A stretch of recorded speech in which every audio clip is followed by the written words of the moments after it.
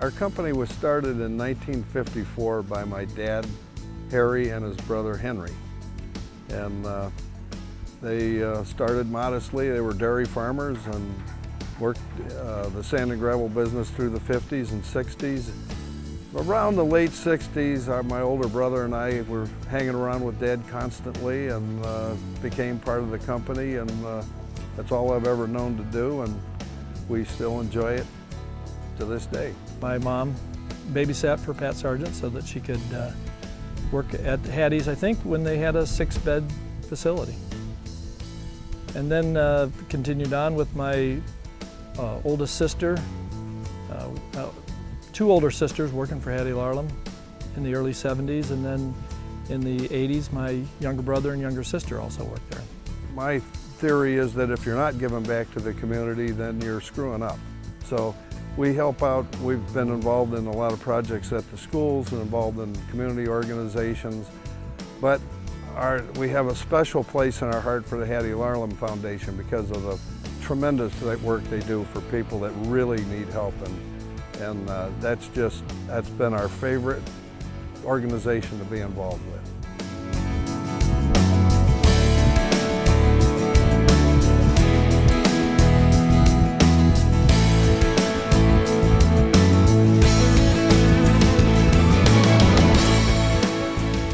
I would describe Hattie, and I have, as a very caring facility that takes care of severely handicapped and fragile individuals and gives them a quality of life that I don't see anywhere else. It's hard to pick a favorite, but I'd have to say the art program. Kids that didn't communicate would communicate when they were interested, and art is interesting to them, and you know, it's a great, I think, part of their lives. Our family's been supporters in some way or another of Hattie Larlham's for generations now, and starting with my grandparents to my aunts and uncles and on to us. I think the work they do there is so important to a largely overlooked segment of our population, especially in the arts programs, giving back to giving them a voice, giving them a way to express themselves. It's an amazing organization, and I'll always be a proud supporter of Hattie Larlham's. We always like to give back to the community, but Hattie Larlham's especially, because you know, Hattie Larlham's takes care of people that just can't take care of themselves, and there's no greater cause.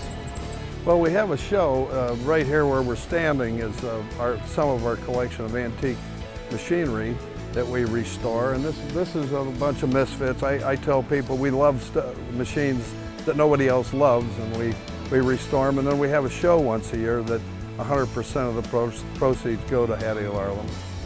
And whenever we're called on by Hatties, we try to help the best we can.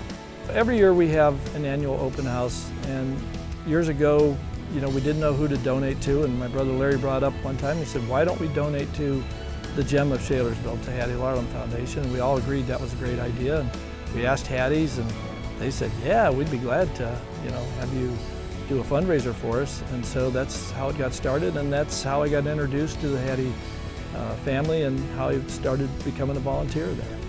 The next generation had better help support the community, and especially Hattie Larlham. Well, I'm not afraid to bring my grandchildren over to Hattie's and get them exposed, you know, to the family at Hattie's. I always tell people it's run by saints and angels because it's something I couldn't do. We want to step up to the plate.